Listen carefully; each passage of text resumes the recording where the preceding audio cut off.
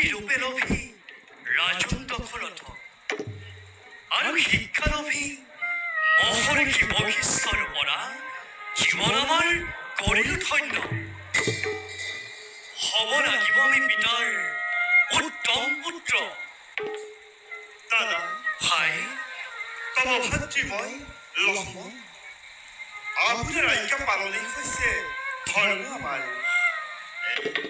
তথাপি দাদা কওকচোন আমাক উত্তম পুত্ৰ বুলি কয় না লক্ষ্মণ দাদা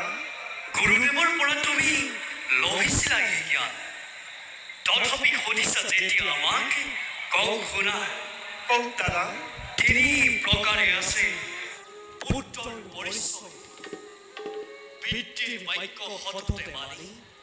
শ্ৰদ্ধা ভকতি ৰখা পুত্ৰ ক'লে উত্তম পুত্ৰ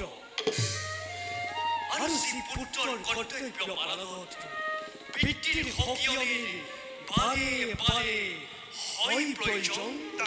সিয়ে হৈছে জগতৰ মধ্যম পুত্ৰ আৰু যি পুত্ৰই পিতৃৰ বাক্য কৰি উলংঘন শৃংখল জীৱন কৰি যাপন সিয়ে হৈছে জগতৰ অধম পুত্ৰ দাদা আপোনাৰ বাণী শুনি পৰম সন্তুষ্ট হ'লো ব'ল দাদা যাওঁ আমি দুয়ো বল ভাই ব'ল দাদা